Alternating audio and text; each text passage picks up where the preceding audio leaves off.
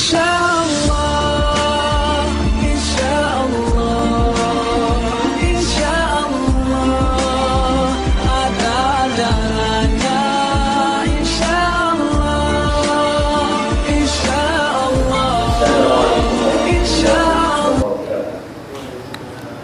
Alim minasyaitonir rajim ala sayyidina habibina wa syafi'ina wa qudwatina wa ala alihi wa sahbihi atakhadil ajma'in.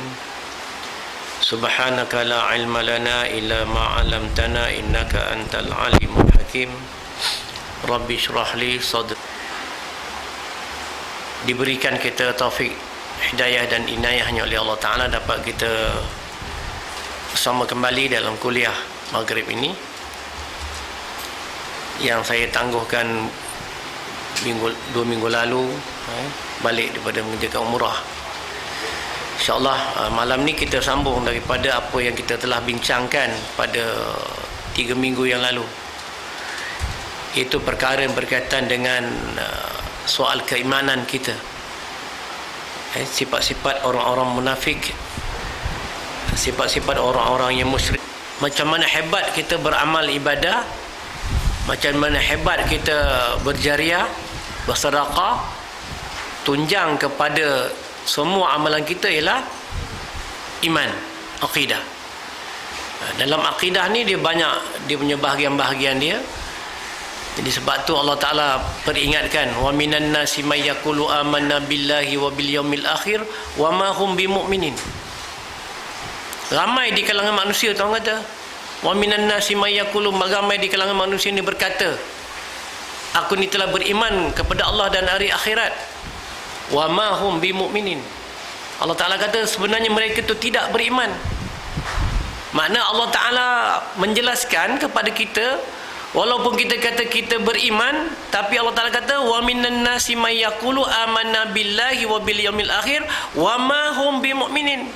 Ramai di kalangan kamu sebenarnya tak beriman. Jadi kita bimbang, takut-takut kita termasuk dalam golongan yang disebutkan tadi. Orang yang tak tahu sebenarnya dia tidak beriman. Sebab apa? Dia tak belajar. Dia beramal di atas keturunan. Islam dia di atas keturunan. Born in Islam, lahir Islam. Masa saya buat umrah itu dapat berbual dengan dua orang lah, suami isteri daripada Afrika Selatan. Saya tanya dia datang dari mana? Dia kata Afrika Selatan. Are you African or English? I am English, dia kata. Dia orang Inggeris. You convert Islam or you burn in Islam? Burn Islam.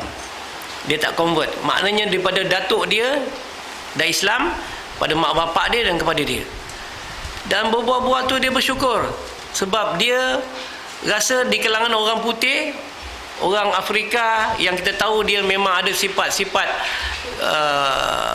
ini apartheid yang kuat, sifat mengakui orang kulit putih ni lebih hebat daripada orang yang berkulit lain daripada orang putih.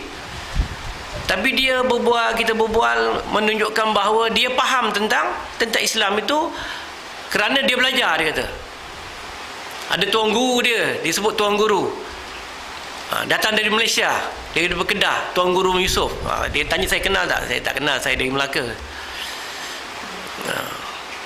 Jadi ini menunjukkan bahawa orang yang nak Islam tu, orang-orang yang bukan Islam, yang masuk Islam kemudiannya itu menunjukkan orang-orang tu dia ikhlas, dia faham, dia nak faham.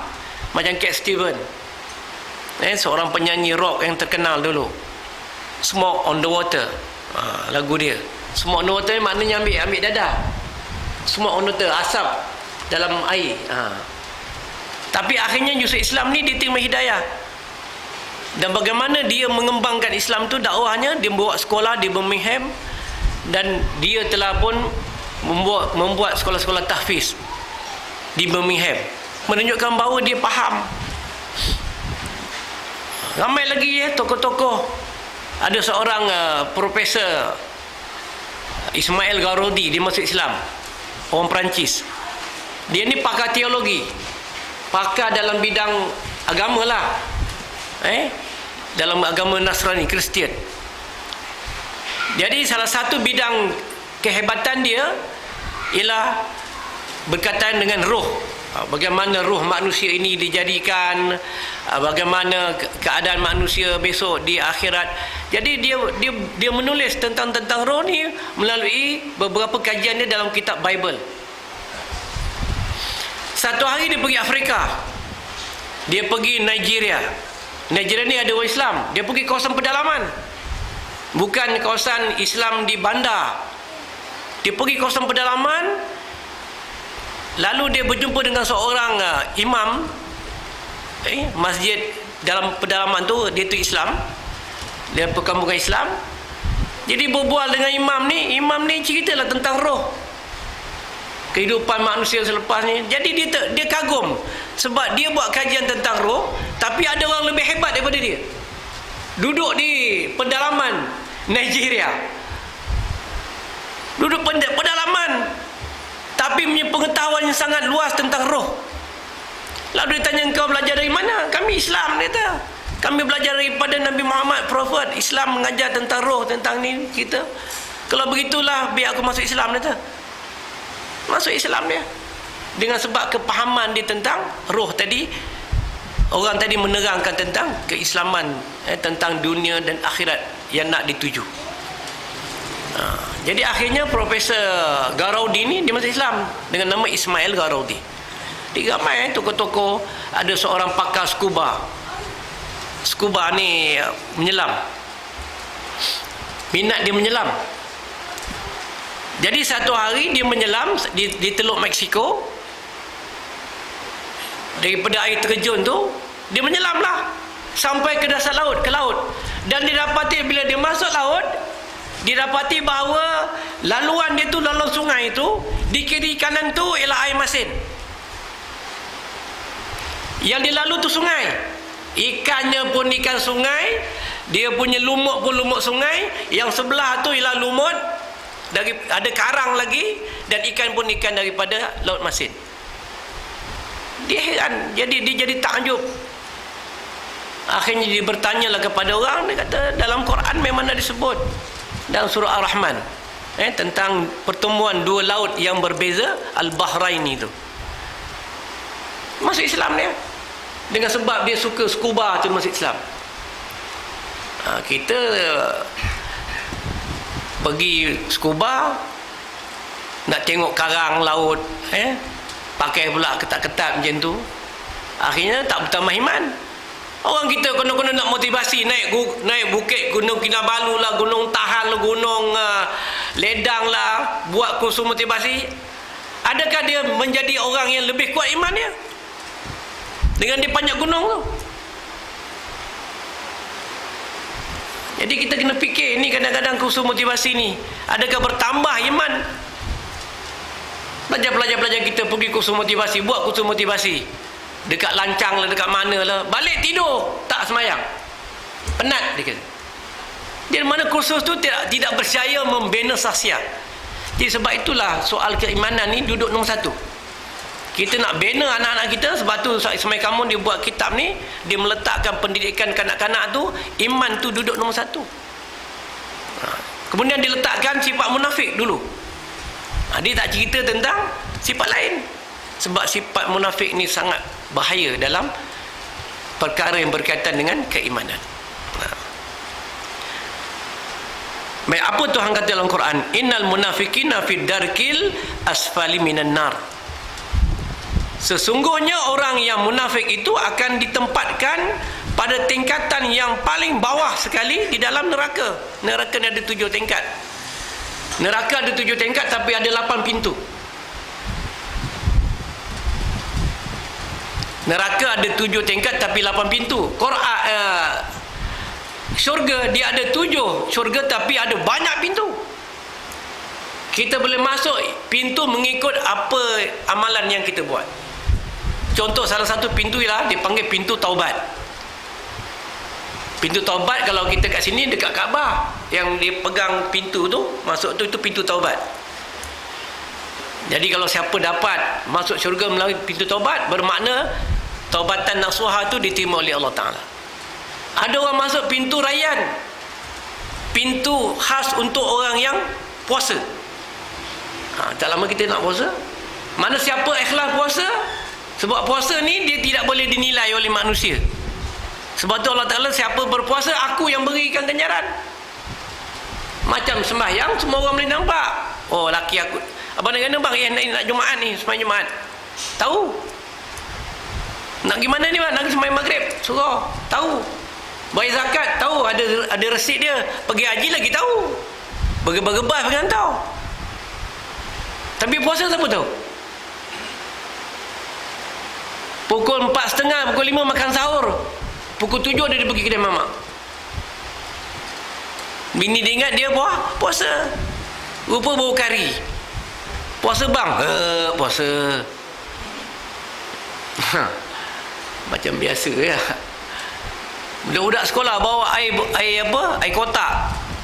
Air soya bean lah, air apalah. Zaman saya mengajar dulu, dia bawa roti, bawa ikan sardin.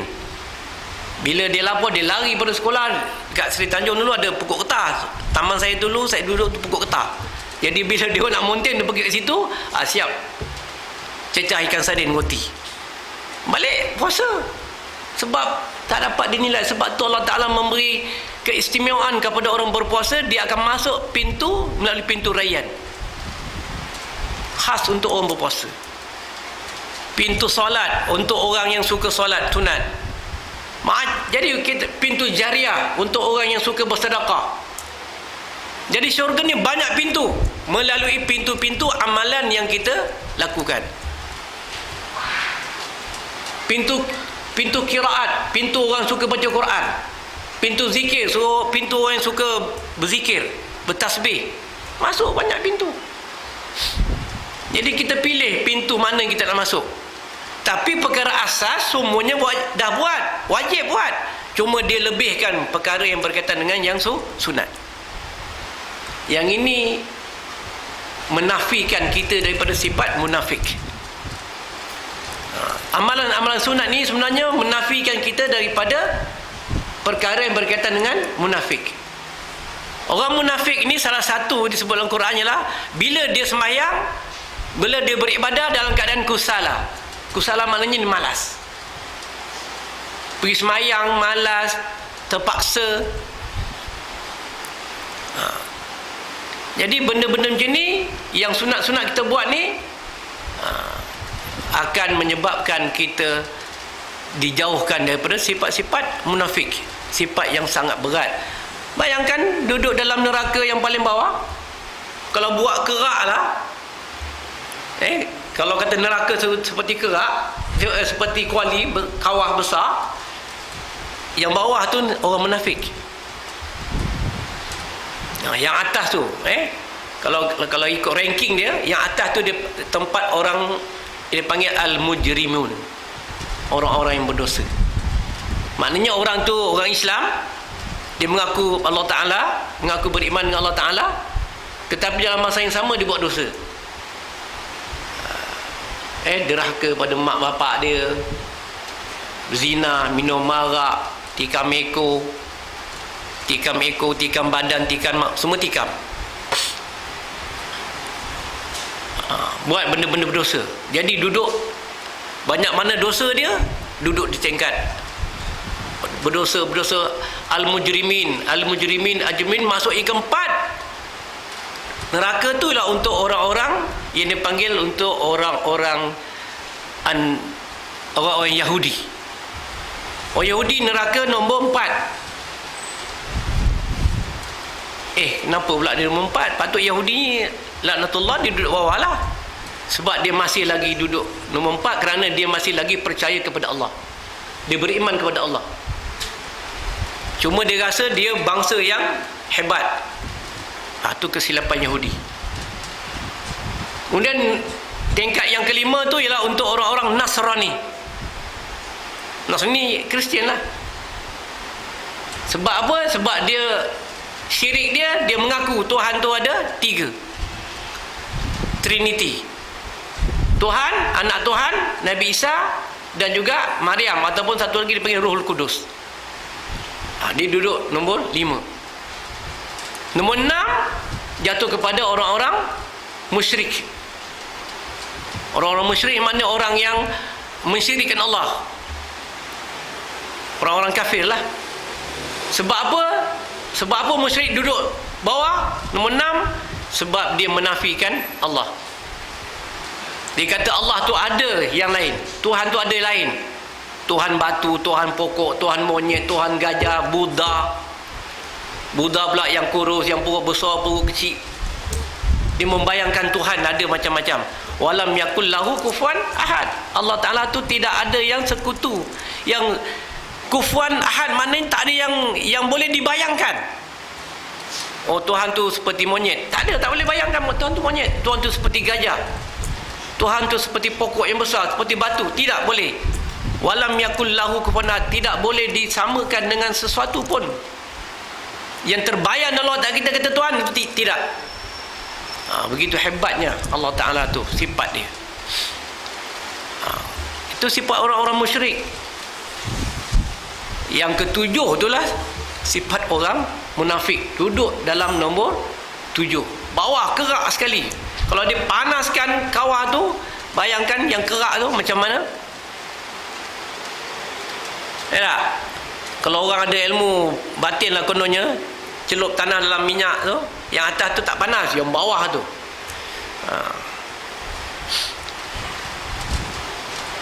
Tu Allah Ta'ala beri amaran kepada kita. Jadi kita kena jaga-jaga. Jadi macam mana kita nak jaga? Jadi Nabi kata arba'un man kunna fi munafiqan khalisa. Ada 4 sifat-sifat yang wajib yang ada pada orang munafik. Ada 4. Yang pertama, dalam kitab tak sebut, saya baca dengan hadis tu. Yang pertama, iza haddasa kazaba. Bila dia bercakap, dia dusta, dia bohong. Cakap bohong ni macam mana dia kata sifat munafik? Kalau dengan muslihat tu tak bohong. Dalam peperangan ada strategi musuh dengan musuh. Nabi pernah dalam perang Khandaq, seorang tu telah beriman. Dia kata, ya Rasulullah, aku ni dah beriman. Apakah tugas aku? Kalau begitu engkau pergi huru-harakan apa orang-orang musyrikin itu, dengan kau mengatakan, dengan kau melaga-lagakan mereka. Jadi sahabat ni pergilah jumpa. Dia kata, kau nak tahu, dia kata, lepas perang ni kalau kau menang, dia kata puak ini akan nak rampah kuasa. Jadi dia marah. Oh, dia nak gampang kuasa pula, kata. Dia pergi suku lain, dia cakap begitu, laga-laga. Akhirnya perang tak berlaku. Mereka sama mereka telah pun bergaduh berperang dan berbunuh sesama sendiri. Itu strategi. Itu kan bohong. Bohong ni maknanya menyebabkan menjadi kesukaran kepada kehidupan. Jadi huru-hara. Abang nak gimana bang? Abang ni nak cari klien. Abang ni kan buat insurans. Jadi dia pergi ke lain. Tu bohong tu tak boleh. Tapi kalau dia bohong, mah masak apa ni mah? Lah, kan abang suka masak asam pedas, ikan parang. Jadi mah masaklah asam pedas hari ni, ikan parang. Bermakan. Tak menjadi. Asam tak cukup, garam berlebih pula masin, tak masuk pula daun kesum. Kan? Macam bang sedap. Hari ni awak masak special. Tapi dalam hati bengkak je. Tu bohong dibolehkan untuk menjaga rumah tangga. Kan? Tapi kalau dah hari-hari macam tu, abang minat asam pedas, hari-hari masak asam pedas, mana boleh tahan?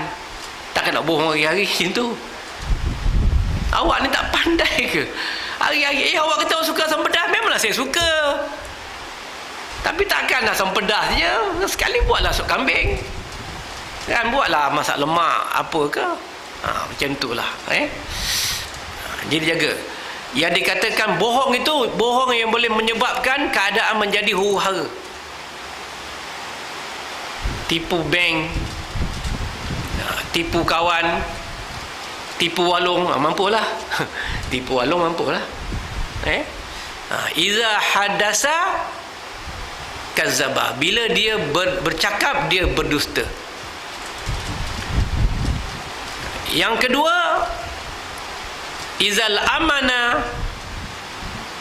khiyana. Bila dia beri amanah, dia khianat. Tuan, ni saya serahkan anak saya jaga kat tuan, sebab saya nak pergi ini. Jadi dia pun jaga. Duit yang diberikan kepada tuan tu suruh jaga anak dia, duit tu dia kebas, dia bedal, dia apa semua, nikah anak yatim lah kan, contoh ke. Ataupun dia diberikan amanah jaga harta. Sepanjang peninggalan aku ni, kau jagalah harta ni habis semua. Itu makna diberi. Ataupun diberi amanah jadi pemimpin, kita jadi pemimpin tak bertanggungjawab. Nabi sebut apabila izal amanatul maghnama, bila amanah tu dianggap sebagai tempat cari kaya, dapat jadi ketua, wah, apa aku boleh dapat? Ni kena jaga-jaga.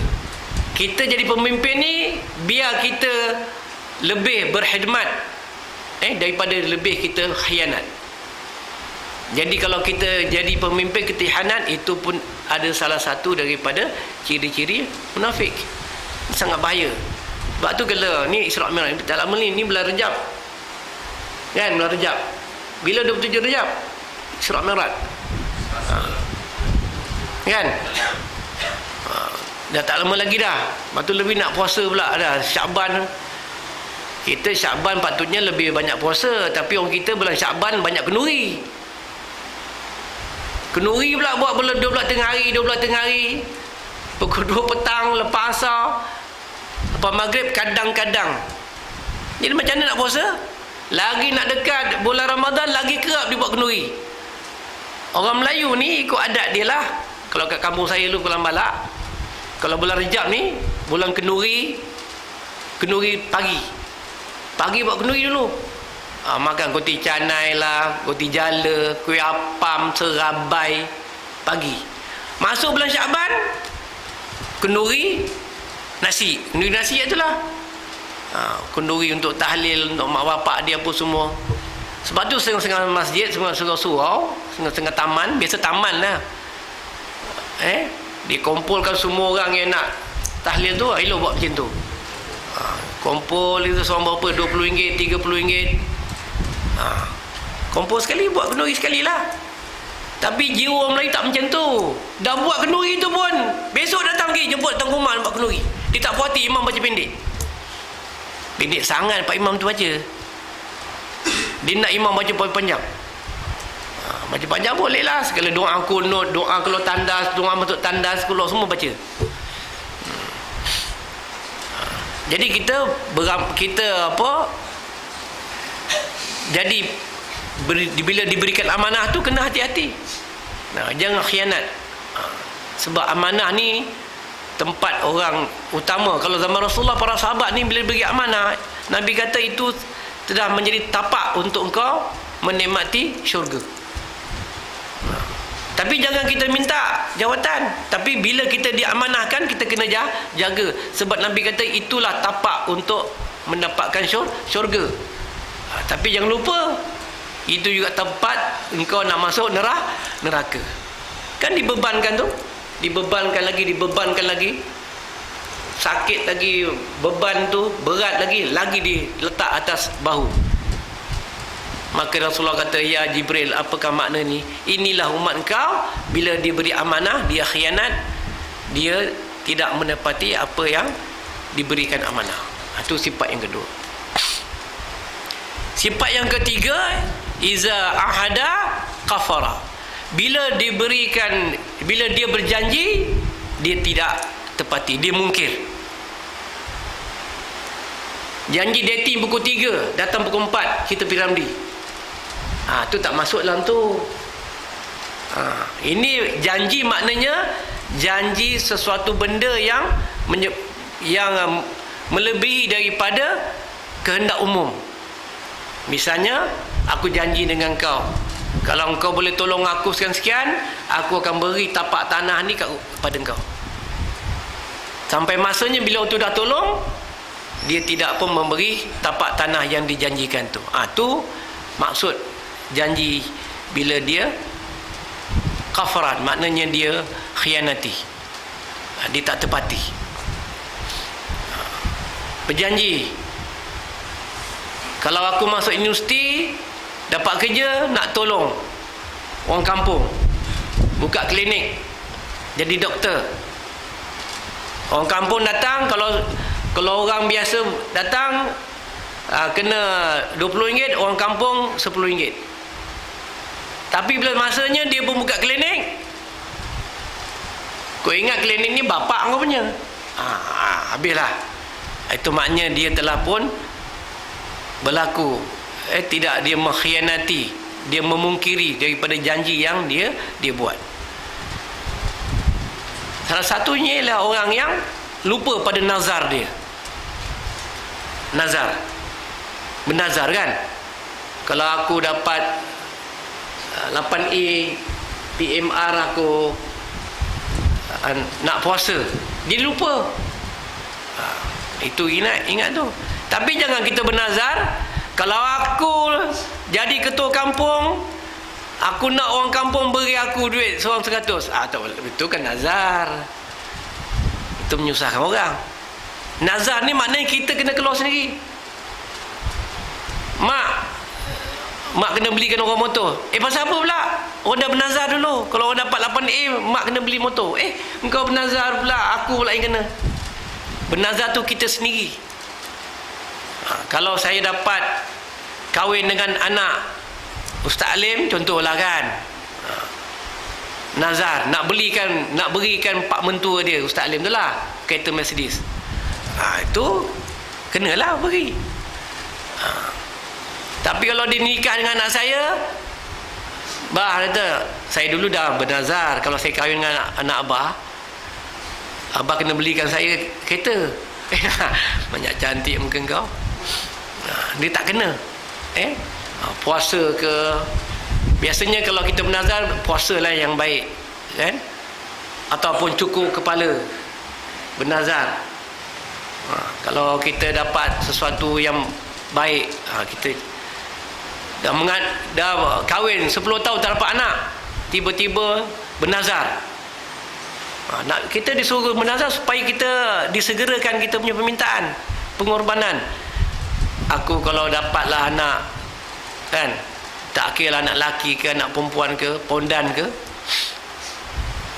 nak puasa 1 minggu betul-betul, 1 minggu betul-betul. Jadi dia pun dapat anak kembar 10. Jangan, kalau sebut 7 hari, sebut 7 hari, jangan sebut betul-betul. Kalau sebut betul-betul tu dah berat. 7 hari, tak kira lah tempoh berapa lama, buat 7 hari, 3 hari. Jadi bila kita berjanji, kita kena tepati. Dan yang keempat, Nabi kata, izal amalan riaan, bila dia beramal, dia riak, dia suka menunjuk amalan dia. Dia nak semayang, pergi kampung kan, memang kita disunatkan pakai minyak wangi kalau nak pergi semayang. Tapi kalau pakai minyak wangi banyak-banyak sampai orang nak beritahu orang yang kita ni, tu tak kena. Riak. Kita pakai serban ke, pakai jubah dengan harapan orang akan hormat kita, tu riak. Pakaian ini pakaian libasul taqwa dipanggil, pakaian bertakwa. Menyebabkan kita jaga kita punya diri. Kita pakai baju macam ni dapat jaga diri kita, sopan santun kita jaga, pakaian kita itu. Kita pakai tudung perempuan bentuk aurat, bukan dengan niat riak, tapi dengan sebab kita nak menjaga aurat. Ara'aital ladzi yukazzibu biddin fadzalikal ladzi yad'u al-yatim wa la yahuddu ala ta'amil miskin fawailul lil musallin. Fawailul lil musallin, maka celakalah orang yang mendirikan solat. Itu Allah Ta'ala sebut celaka orang solat, iaitu alladzina hum an salatihim sahun, orang yang lalai dalam sembahyang dia. alladzina hum yuraun, dan juga orang-orang yang menunjuk-nunjuk pada amalannya. Puasa nak tunjuk, bukan puasa 20 hari dah. Kita tengok orang lah, tengok kaki lah. Hari ni ke berapa? Aku dah puasa 7 hari, padahal baru 5 hari. Dia tersasul 2 hari. Ni nak terlampau riak. Nak tunjukkan sembahyang sampai bertanda hitam. Kan? Begitu orang yang dia tu sembahyang, tanda hitam. Tapi dia sakit, dah 3 tahun sakit, tak sujud. Tak boleh sujud, tapi dari hitam. Tuan-tuan faham tak? Dia dah tak boleh sembahyang. Dia sembahyang, tapi dia sembahyang duduk, dia tak boleh lagi apa? Sujud. Sujud pun dia lebih membongkokkan daripada rokok. Tapi dari dia hitam. Apa maksudnya? Maksudnya dia riak lah. Dia buat sesuatu supaya dari dia menjadi apa? Hitam. Dia geser dekat dinding ke apa ke? Bila ke, baguslah orang tua tu, dari dia hitam. Nabi dari hitam semayang pasal terlalu lama dia apa? Dia sujud. Sampai bengkak kaki dia. Sampai Aisyah bimbang, kejutkan Nabi. Ingat Nabi dah tak ada. Kita kalau suami tengok isteri, tengok orang rumah sujud lama-lama, janganlah berdoa kalau untuk ni mati lagi bagus. Biarkan. Sebab tu kalau kita tahajud, Nabi suruh kita kejut ahli keluarga kita. Jangan kita tahajud kita sorang-sorang. Ini pasal riak, nak tunjukkan yang kita ni, bapa aku ni bagus lah, suami aku ni bagus, dia semayang tahajud sorang-sorang. Tak kena. Nabi kalau kita nak buat tahajud, Nabi kejut.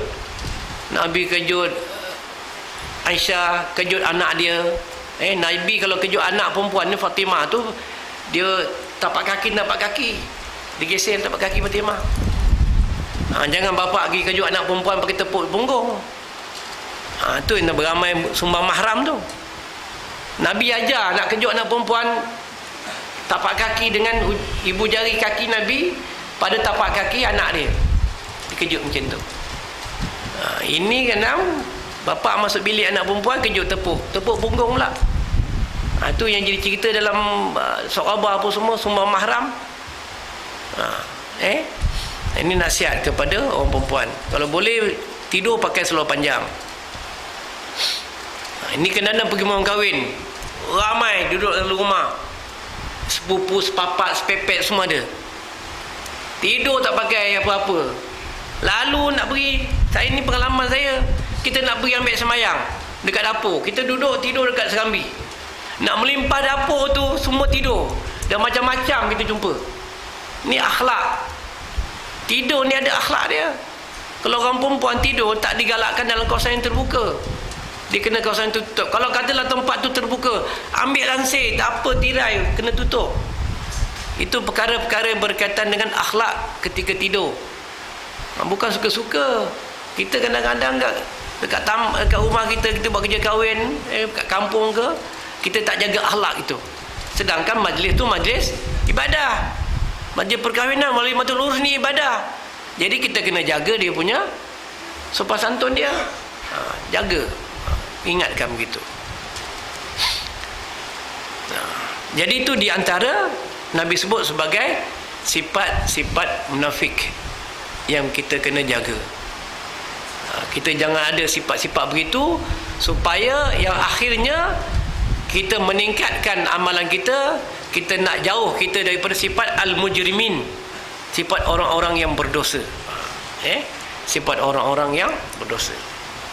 Baik. Habis tentang sifat orang munafik. Kalau kita nak bincang sifat munafik ni banyaklah. Tapi kita kuliah kita ni kita bincang perkara-perkara asas. Dah habis besok kitab ni, bola kita perhalusi satu-satu daripada sifat-sifat itu. Yang kedua disebut sebagai sifat musyrik. Musyrik.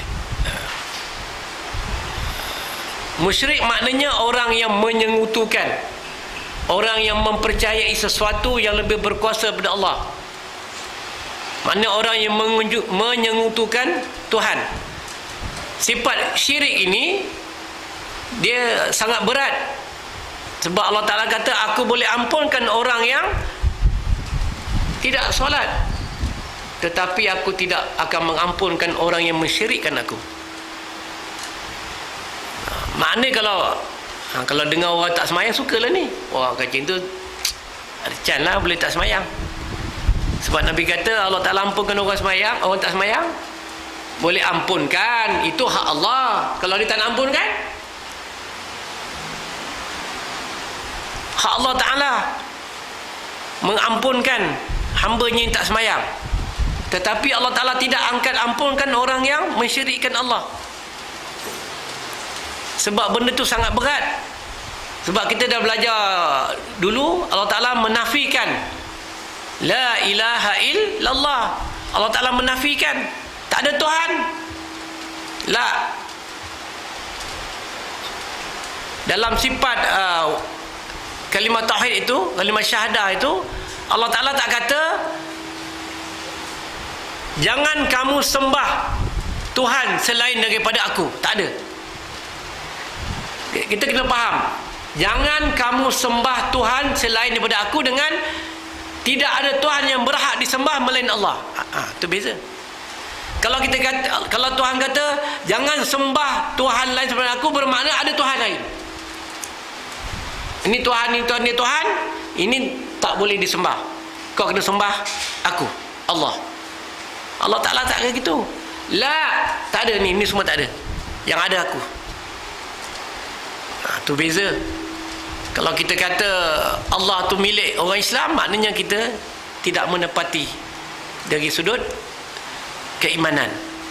Orang bukan Islam pun Tuhan dia Allah, orang Islam Tuhan dia pun Allah. Kalau kita kata orang bukan Islam tak boleh sebut Allah sebab Tuhan kau bukan Allah, bermakna kita mengakui bahawa orang bukan Islam ada Tuhan lain.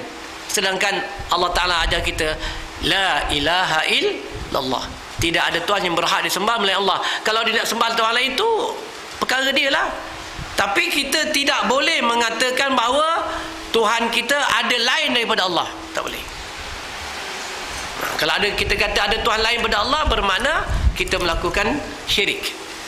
Sifat syirik. Orang yang musyrik itu, sebab tu kalau zaman Rasulullah, orang jahiliah tu dia panggil musyrikin. Musyrikin maknanya orang-orang Mekah dulu, mereka bukan saja orang Mekah dulu, orang jahiliah, dia sembah Allah. Dia tawaf tu, dia sembah. Tawaf Nabi Ibrahim tu sembahyang dia, solat Nabi Ibrahim tu tawaf. Sebab tu kita buat haji, ibadahnya ialah tawaf. Tawaf itu ialah solat Nabi Ibrahim alaihissalam. Solat Nabi Isa lain, solat Nabi Musa lain. Kalau solat Nabi Daud lain, dia banyak zikir. Solat salah satu zikir Nabi Isa terbaca waktu tarawih, Subhana Malikil Kudus. Itu zikir Nabi Isa dalam solat dia.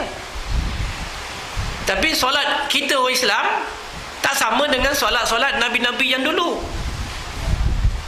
Berbeza. Sebab solat kita ni, kalau dalam Isra Mi'raj, diambil daripada solat atau ibadah para malaikat kepada Allah. Di Baitul Ma'mur itu tempat malaikat buat haji berkumpul. Macam kita, haji kita di Baitullah, malaikat hajinya di Baitul Ma'mur. Tapi hebatnya Baitul Ma'mur, Nabi kata mereka datang tu 70,000 sekali datang tu, 70,000 di Baitul Ma'mur dan tak pulang-pulang. Kita datang dekat Baitullahil Haram, datang 1 juta, balik. Tapi malaikat ni bila dia pergi Baitul Ma'mur, 70,000 tak datang, tak balik lagi. Datang lagi 70,000, datang lagi 70,000. Maknanya terlalu banyaknya malaikat. Sebab tu tuan-tuan jangan gaduh lah. Ada orang tanya saya, Macam mana malaikat nak ambil nyawa manusia yang ada satu dekat Amerika dalam masa yang sama? MS-770 nak ambil nyawa sekali serentak tu, macam mana? Apa kita nak heran? Malaikat terlalu ramai, terlalu banyak malaikat. Satu malaikat dia mempunyai berjuta-juta dia punya penolong. Malaikat Israel ambil nyawa, dia ada berjuta-juta penolong dia, dah dijaga. Kata mati je, pop sekali semua. Lagipun malaikat tu dibuat daripada cahaya. Malaikat buat daripada cahaya. Macam mana rupa cahaya? Kalau kita buka lampu, adakah dia akan pergi 1 saat sikit sini, 2 saat dekat sini, 3 saat dekat sini? Ada? Tak ada. Kita buka switch yo, potek topi tengah menyala. Pam. Kita petik je dah. Tak ada kata turun sikit. Apa salah dia lambat? Turun lagi sikit. Lambat pula. Tak ada. Cahaya matahari bila dia memancar saja terus berjuta. Berapa kilometer tu daripada matahari ke bumi? Berapa kilometer? 1.2 juta kilometer. Jadi ustaz ni kena belajar juga semua. Tak tahu seorang kelentong kita. Kalau ustaz tu apa tahu, dia sembahyang je. Otak kita ni ada berapa sel? Yang ni, dan dalam otak kita ni ada 24,000 sel lelaki. Lelaki menyimpan ada sel 24,000, perempuan 17,000. Tak adil lah perempuan 17,000, lelaki 24,000. Kata kita tak adil, tapi pada Allah tu adil. Sebab Allah Ta'ala tak nak beri orang perempuan fikir lebih banyak. Biar lelaki lah banyak fikir, perempuan fikir benda-benda tertentu. Tu hebatnya Allah Ta'ala jadikan. Daripada 24,000 sel ni, satu sel boleh menyimpan maklumat 10,000. Satu sel boleh simpan maklumat 10,000. Abang kerja apa? Kerja apa? Chief Clerk. Clerk, kerani lah. Berapa banyak maklumat yang abang simpan? Jadi berapa sel baru? Ni yang buat roti canai, berapa sel? Yang buat sate, berapa sel pakai? Orang perempuan masak apa semua, berapa sel kita pakai? Satu sel 10,000. Kita ada 24,000 sel. Ingat sel ni dia boleh hidup, dia boleh mati. Mati dengan sebab banyak benda, di antaranya banyak sangat asid. Orang Melayu sebab tu kita punya otak jadi tak intelektual kita lemah. Waktu mengandung kita dah banyak bunuh sel dalam otak anak kita. Waktu mengandung mengidam apa? Mengidam mangga, benda-benda yang banyak asid menyebabkan mati sel. Orang putih waktu mengandung dia mengidam benda-benda yang menambah sel. Dia makan benda-benda manis. Sebab tu kita digalakkan makan coklat, makan kismis, makan kurma, makan kacang-kacang yang itu, sebab dia tambah sel. Kita orang Melayu makan apa? Jeruk je. Suka benda jeruk. Jadi sel tu dia mati, tapi dia boleh hidup. Jadi berapa banyak sel yang kita pakai? 10 sel. 10 sel 100,000 maklumat. Maklumat tu berbeza ikut sel. Lepas tu otak kita adalah otak kiri, otak kanan lagi. Macam tuan-tuan yang datang sini, ni dengar ni, gunakan otak apa? Otak kanan. Terima je. Tapi kalau tuan-tuan datang bawa buku, ada bolpen macam orang perempuan tu, tulis, itu otak kiri, berfikir. Kalau orang seni, jurutera, itu pakai otak kiri. Matematik, pakai otak kiri. Tapi kalau kita ambil je, dengar je, itu otak kanan. Jadi banyak kita guna otak kanan, otak kiri. Tu. Jadi kita buat gini supaya kita lihat tentang kebesaran Allah Ta'ala. Maka akhirnya kita rasa kehendak Allah Ta'ala ini jadikan kita, mana benda-benda lain tu tak adalah sebagai benda yang berkuasa.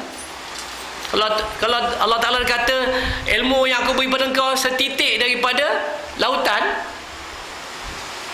lalu burung elang tu ditangkap ikan, naik ke atas, yang setitik itu jatuh ke lautan, yang setitik tu ilmu bagi pada engkau, yang lautan tu ilmu aku. Banyak mana ilmu yang kita boleh buat Ultraman, buat Spiderman. Yang putih ni belagak MS370 tu, pergilah pakai pakai Superman, tak nak pula. Berapa banyak ilmu yang kita pakai. Kita buat robot, kita buat komputer, kita ada satelit, kita ada macam-macam. Setitik daripada lautan, daripada otak yang 24,000 sel tu je. Sebab tu kita tidak boleh berfikir la ufakiru ala zatillah, ufakiru ala halkillah. Nabi kata, jangan kau fikir tentang zat Allah, itu hal macam mana rupa, tak payah fikir. Tetapi Nabi kata, kau fikirlah tentang apa yang aku cipta. Allah Ta'ala dah ciptakan kita apa? Pokok. Pokok ni untuk apa? Dah cipta kita untuk binatang. Binatang dia apa tujuan dia? Dia beri kita batu-batan apa, nak buat apa? Kau fikir yang tu. Tentang zat Allah, tentang aku, kau jangan fikir. Itu aku beritahu kau. Apa yang dalam Quran dan hadis, itulah yang kau perlu terima saja. Jadi sifat-sifat musyrik ini kita kena jaga. Sebab menjauhkan kita daripada perkara yang boleh kita rasa Tuhan itu lemah. Sebab ada Tuhan lain. Bila Allah Ta'ala kita dah berikan kita sesuatu, maka yang Allah Ta'ala beri itulah yang terbaik. Baik dari sudut ibadahnya, baik dari sudut ekonominya, baik dari sudut hukum hakamnya. Bila Allah Ta'ala dah beritahu itulah terbaik, maka kena ikut. Sebab tu dalam Islam dia ada nak ibadah, dia ada taharahnya, dia ada solatnya, dia ada puasa, zakat, haji, siapa.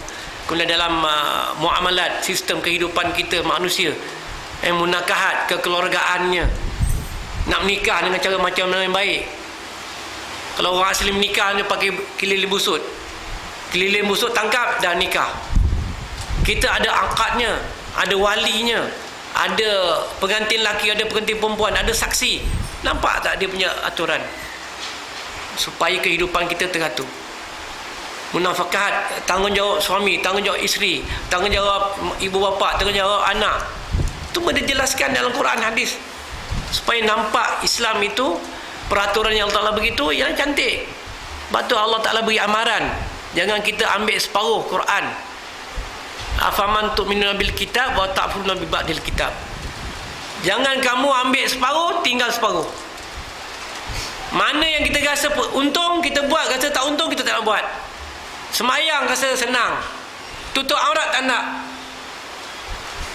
Saya ustaz, walaupun saya tak tutup aurat tapi saya semayang.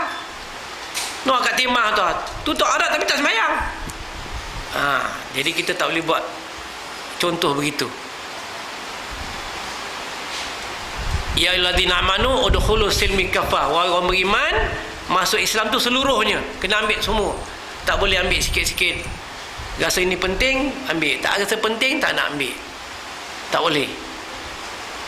Jadi kita jangan beriman separuh, kufur separuh. Mana kita rasa boleh kita laksanakan, kita ambil. Masa rasa benda ni tak menguntungkan kita, menyusahkan, kita tolak.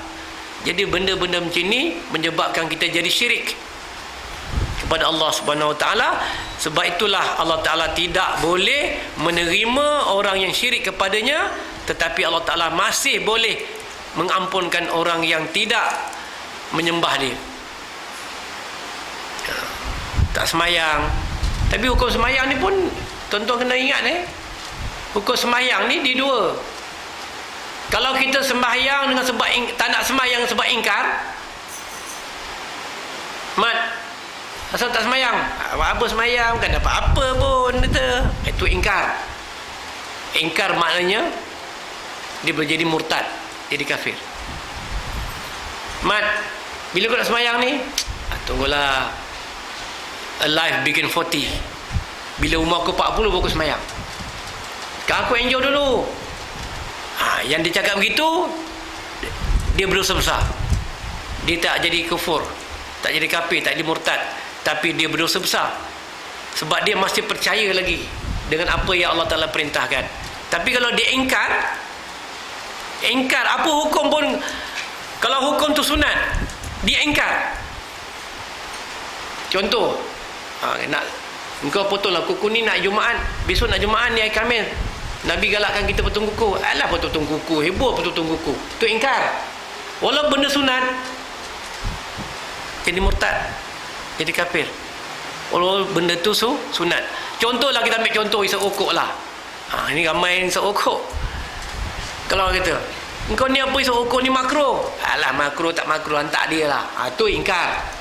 Tapi kalau kata, insya-Allah aku kalau ada masa memang aku nak tinggalkan makruh ni. Tu masih lagi ada peluang.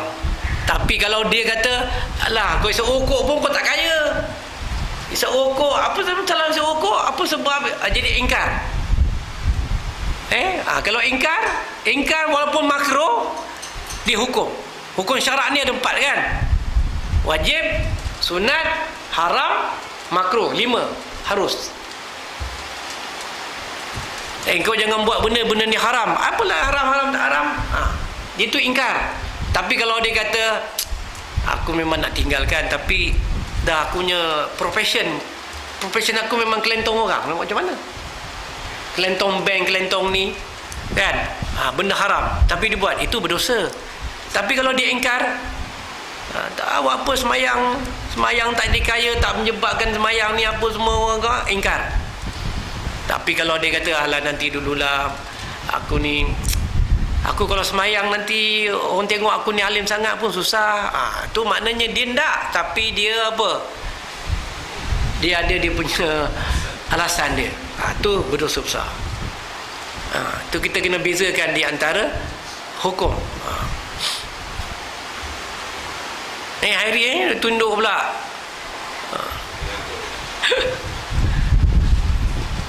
Kadang-kadang ialah ada orang petikai kan, dia tanya saya, Ustaz, kalau dah makruh hukum rokok tu, kenapa ada pula kata hukum haram? Jadi tuan-tuan kena faham kedudukan hukum ni, atau disebut sebagai fatwa. Fatwa ni dia boleh dia berubah fatwa. Hukum dia tetap kekal. Hukum asas rokok tu memang makruh, tapi dia boleh berubah. Contoh, kalau rokok tu dia monopoli oleh syarikat-syarikat Yahudi, dan orang Yahudi ni menggunakan keuntungan rokok tu untuk menghancurkan Islam, maka ketika itu siapa yang beli rokok menyumbang kepada syarikat Yahudi, hukumnya haram.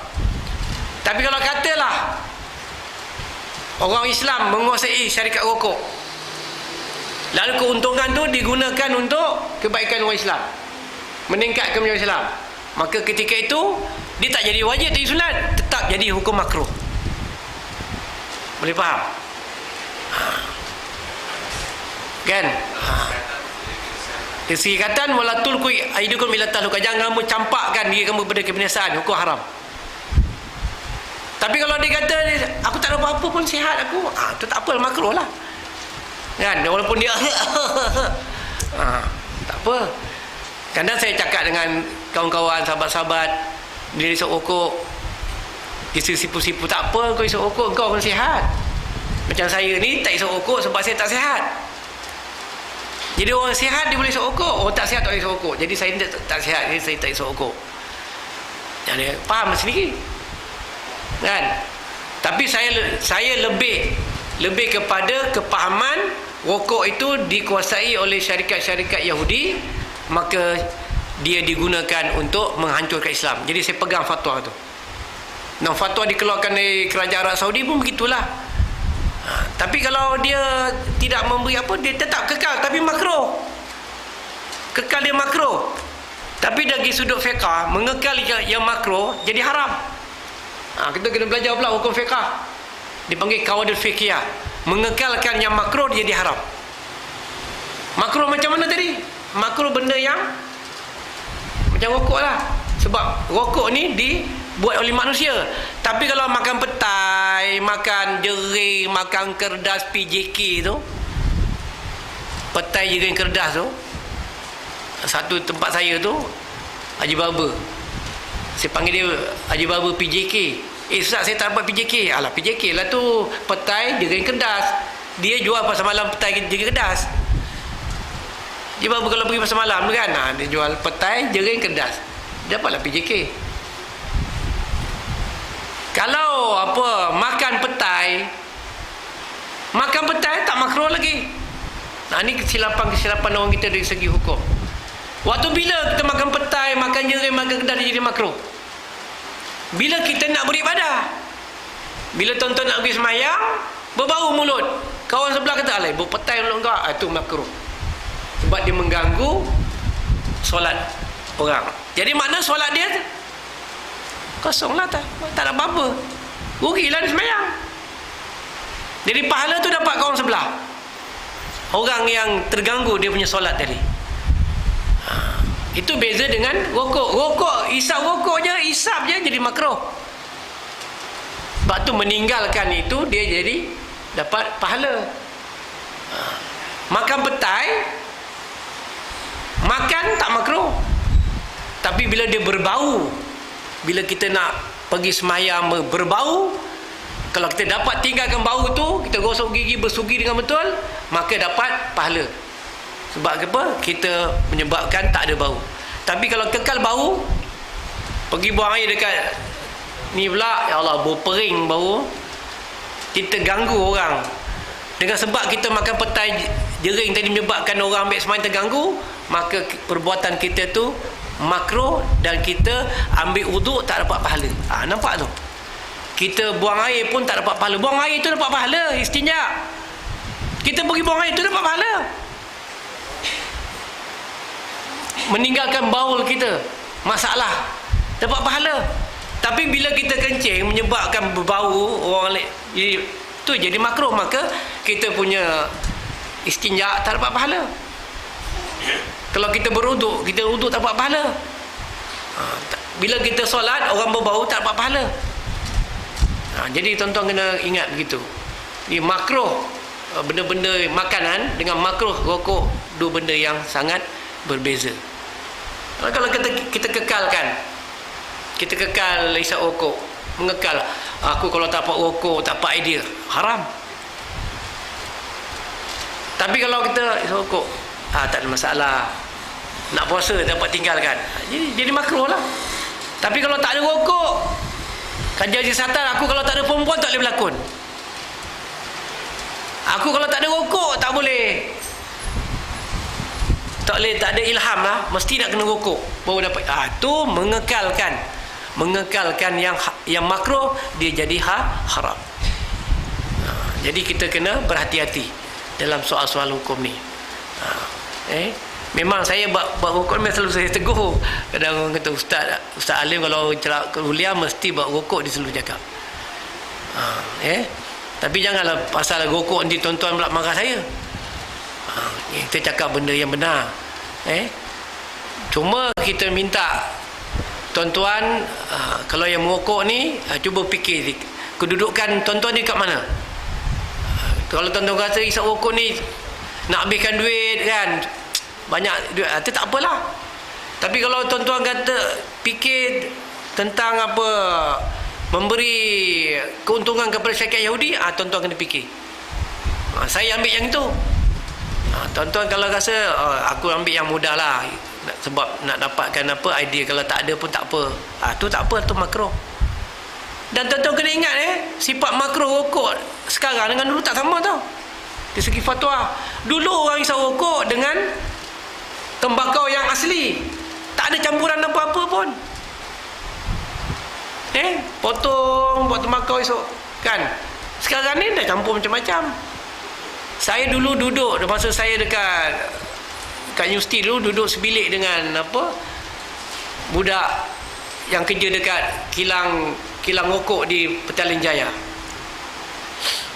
Dia kata dengan saya, rokok yang dia buat ni, yang dia kerja, rokok yang ini, dia akan rendam tembakau tu dengan wine. Wine tu wine. arak. Digendam supaya pertama tembakau tu jadi lembut, kemudian jadi wangi, kemudian yang ketiga ditahan lama. Jadi dah. Kalau tembakau biasa ni, tembakau yang kita hiri-hiri orang tua dulu, bagus hisap. Sebab itulah tembakau yang orang tua dulu hisap, umur dia panjang. Jadi kalau tuan-tuan nak umur panjang, hisap rokok yang buat tembakau sendiri. Yang kat kilang keluar ni, ini berat. Dia masukkan sekali dia punya arang-arang tu apa, dia punya tembakau tu punya apa, empuluh dia kan. Itu sekali dia masuk. Itu yang sekali hisap tu, tuan-tuan tengok dia punya ni. Bukannya tembakau tu arang tu. Bisa cuba pasang. Tengok dia punya tu. Kalau tembakau dia tak macam tu, tembakau dia lama sikit. Sebab tu dulu hisap rokok mana cepat habis, lambat. Apa mak kau tak masak-masak lagi ni? Sekarang sedut je setengah, sedut lagi setengah habis, ambil lagi, tak puas. Itu beza rokok ni. Seronok cerita buat rokok ni.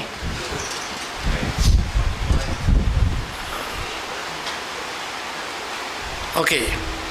Tu sebenarnya benda-benda itu kita kena faham hukum supaya kita berjaga-jaga tentang perkara yang berkaitan dengan musyrik tadi. Ingat masa pun dah cukup sampai ni. Lama sikit, minta maaf sebab dah 3 minggu tak datang. Mana-mana yang benar daripada Allah Ta'ala, mana salah silap tu daripada diri saya sendiri. Semoga kita diberikan petunjuk dan hidayah Allah Ta'ala. InsyaAllah kita sambung akan datang. Aqulu qawli hadza wa astaghfirullah li wa lakum wa risairil muslimina wal muslimat.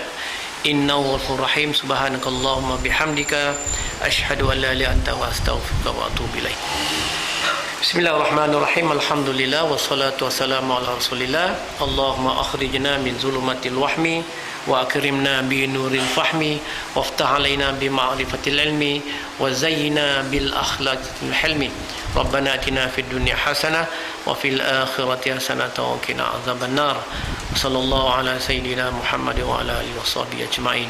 Walhamdulillahi rabbil alamin. Taqabbalallahu minkum. بارك الله لكما وبارك عليكما وجمع بين